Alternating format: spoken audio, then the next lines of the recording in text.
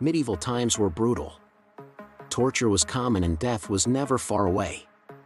However, one of the most frightening instruments of torture may have been the least well known. This is the story of the oubliette and why you've probably never heard of it. The oubliette was a form of capital punishment used during medieval times.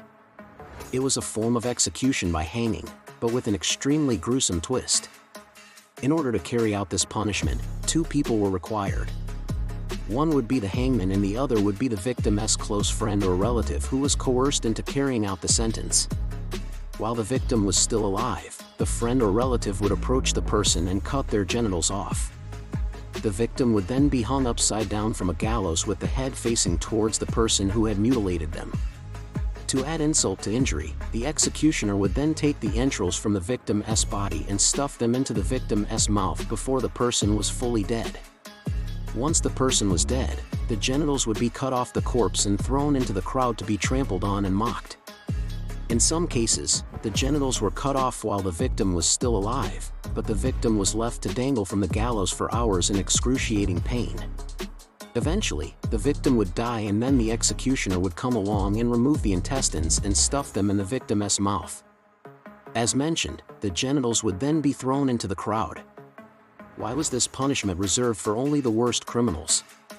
What was the purpose of this horrendous form of torture? The oubliette was designed not only to inflict maximum pain, but also to inflict maximum humiliation. The psychological aspect of the oubliette was just as important as the physical aspect. By forcing the victim's loved ones to participate in the mutilation, it ensured that the victim would be tormented not only in their final moments, but for the rest of their life. The thought of being separated from their loved ones forever, never being able to see them again, would have been a horrible way to spend one's last moments alive. As if that wasn't bad enough, the fact that their genitals would be mutilated and then paraded around for all to see would have been a humiliating experience. It didn't matter if the person was male or female. The punishment was the same. For the person carrying out the punishment, they were essentially forced to choose between the lesser of two evils. They could either carry out the punishment and lose their friend or relative, or they could refuse to carry out the punishment and be punished themselves. There were no easy choices in medieval times, just difficult ones. And this was one of the most difficult of them all. It's unclear exactly when and where the oubliette was used. The earliest written record of the punishment comes from a 14th century manuscript called the Chronicles of England. However, it's possible that the punishment was used as early as the 10th century. The last recorded use of the punishment was in the 18th century. While the oubliette was never used very often, it was infamous among those who knew about it.